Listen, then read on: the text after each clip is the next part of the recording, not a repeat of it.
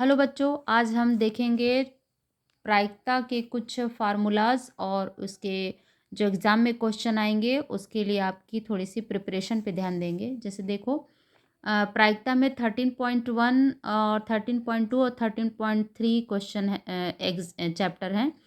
तो उसमें से या तो इससे आएगा या तो इससे आएगा, दोनों के बीच में अथवा लगा होगा, या फिर इससे दोनों के बीच में अथवा लगा, या फिर फर्स्ट चैप्टर और थर्ड चैप्टर से।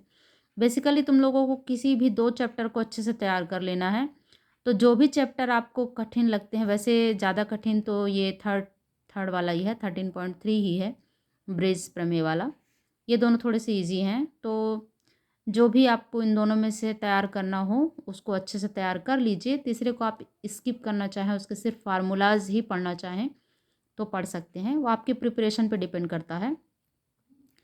बाकी दो चैप्टर अगर आप तैयार कर लेते हो तो इन दोनों चैप्टर से ही आएगा, दो ही चैप्टर से आएगा। एक चैप्टर से अथवा के ऊपर आता है और एक चैप्टर से अथवा के नीचे जा आता है। तो इन तीनों में से कोई भी दो चैप्टर आप अच्छे से तैयार कर लीजिए, ठीक।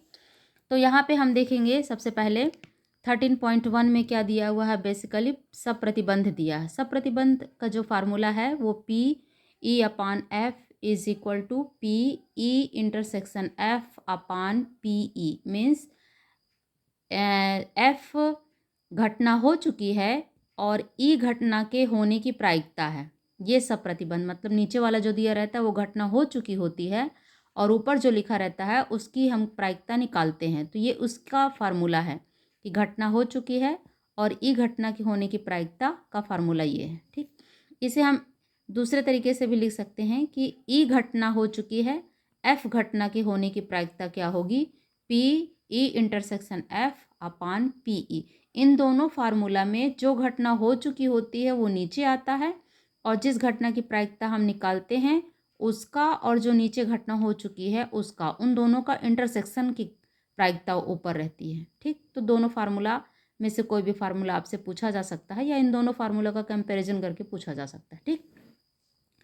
यह फार्मूला मेन है। इससे संबंधित तीन और फार्मूलाज हैं जिन्हें सप्रतिबंध के गुण कहते हैं, जिसमें से पहला गुण ये है कि यदि S प्रतिदर्श समष्टि है और F कोई घटना हो तो ये फार्मूला बनता है P S upon F is equal to P F upon F is equal to 1। अब इन तीनों में से किसी इन दोनों इसको दिया हो और इसका मान पूछे कि इसकी वैल्यू क्या होगी 1 के बराबर, या फिर ये दिया हो और पूछे कि ये किसके इज इक्वल टू है इसके बराबर।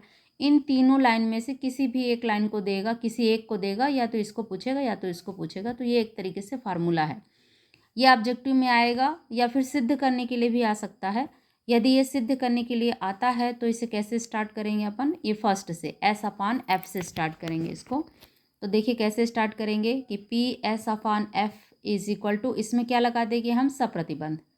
सप्रतिबंध मतलब नीचे जो घटना दी चुकी है और ऊपर वाले जो लिखा है उसकी हमको प्रायिकता निकालना है। तो क्या होगा, इन दोनों का इंटरसेक्शन अपान नीचे वाली घटना की प्रायिकता। तो P S intersection F upon P F. अब हम जानते हैं कि एस प्रतिदर्श समष्टि है और एफ उसी का ही कोई एक घटना है, उप समुच्चय की तरह। तो एक बड़े समुच्चय और उसी के उप समुच्चय का जब इंटरसेक्शन करते हैं तो जो उप समुच्चय होता है वो आंसर आता है। और अगर हम इसका संघ करेंगे तो बड़ा वाला आता है, इंटरसेक्शन करते हैं तो छोटा वाला आता है, मतलब उप समुच्चय आता है, ठीक। तो यहाँ एस इंटरसेक्शन एफ करेंगे तो पी एफ हो जाएगा, P F upon P F cut के 1 आ जाएगा। तो इस तरीके से हम इस फार्मूले को सिद्ध कर सकते हैं।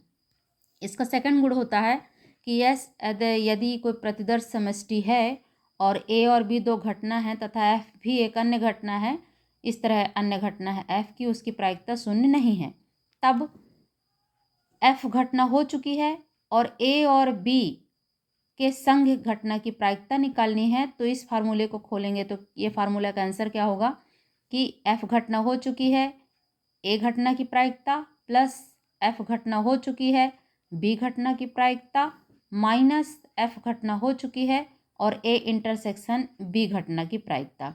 ये इस फार्मूले का आंसर है। अब इस फार्मूले में यदि ए और बी अपवर्जी घटना हो, क्योंकि अपवर्जी घटना में इंटरसेक्शन 0 हो जाता है, तो यहाँ पे ये इंटरसेक्शन वाला पार्ट क्या हो जाएगा, 0 हो जाएगा। तो हमारा आंसर क्या हो जाएगा कि P A union B upon F is equal to P A upon F plus P B upon F. तो इस तरीके से ये फार्मूला यहाँ पे तैयार है। इसी से अपवर्जी वाला फार्मूला जो अपन 11th में पढ़े थे, ये वही फार्मूला है अपवर्जी वाला कि PA union B is equal to PA plus PB। ये कब होगा? जब A और B दोनों अपवर्जी होंगे। ये क्वेश्चन आया भी था।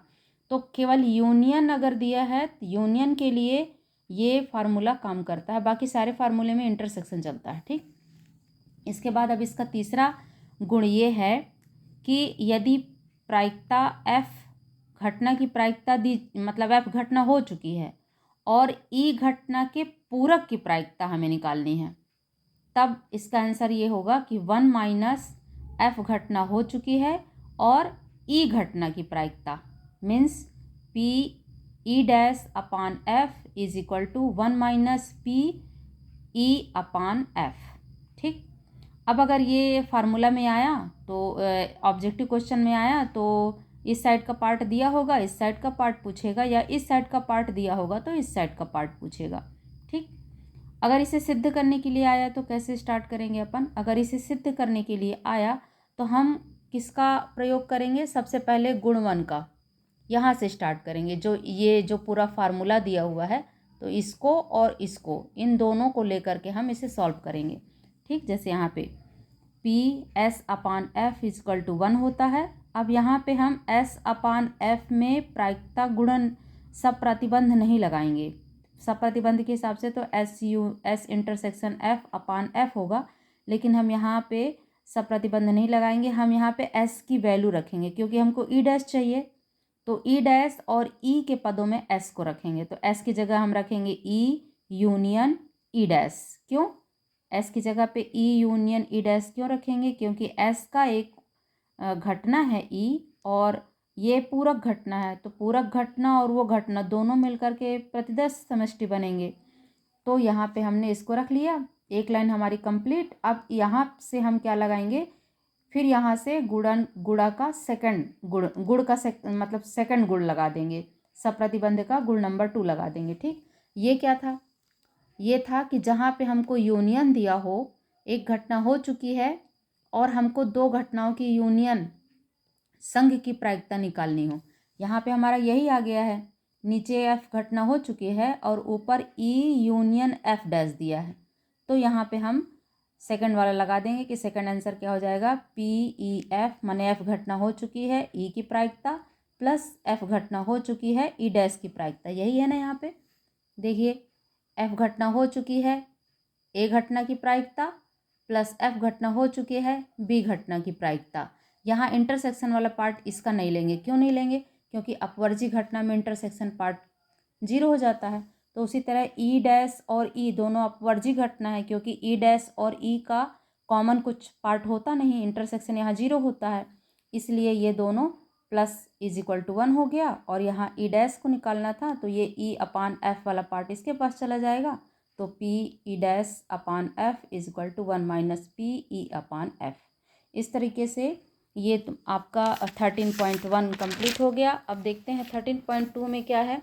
13.2 में है प्रायिकता का गुणन नियम। इससे जो फार्मूला बनता है, ये प्रायिकता का गुणन नियम क्या है? जब दो घटनाएं एक साथ घटित होती हैं, जैसे दो पत्ता का निकलना या दो गेंद निकालना, जब दो घटनाएं एक साथ होती हैं तो उन दोनों घटनाओं की प्रायिकता जब निकालना हो, तो यहाँ पे PE intersection F is equal to, इसका फार्मूला क्या होता है? इसका फार्मूला ऐसे निकालते हैं कि P इंटरसेक्शन F तो पहली वाली घटना के होने की प्रायिकता इंटू दूसरे वाले घटना की प्रायिकता जब पहली वाली घटना हो चुकी है, मतलब F अपान E। पहली घटना हो चुकी है, ये हो चुकी है, अब दूसरे वाले घटना की प्रायिकता निकालनी है। तो ये है गुणन नियम। कभी कभी ये जो इंटरसेक्शन वाला साइन है उससे नहीं लिखता है, सीधे PEF लिख देता है। तो इस EF का मतलब भी यहाँ पे गुणन नियम लगाना है। अब अगर यहाँ पे 3 घटनाएं का गुणन नियम लगाना हो, 3 घटनाओं में, तो PEFG तो कैसे निकालेंगे अपन? फर्स्ट में पहली वाली घटना की प्रायिकता इंटू दूसरी वाली घटना की प्रायिकता जब पहली वाली घटना हो चुकी है, इंटू तीसरे वाले घटना की प्रायिकता जब पहली और दूसरी दोनों हो चुकी है। तो इस तरह आप यहाँ पे 3 घटना में फार्मूला लगाना हो या 4 घटना में फार्मूला लगाना हो, गुणन नियम का फार्मूला आप आराम से लगा सकते हो। पहले वाले घटना की प्रायिकता इंटू दूसरे वाले घटना की प्रायिकता, और पहली वाली घटना हो चुकी है तो वो नीचे आ जाएगा, इंटू तीसरे वाले घटना की प्रायिकता और पहली और दूसरी दोनों हो चुकी है तो दोनों का इंटरसेक्शन नीचे आ जाएगा। इस तरह ये गुणन नियम है।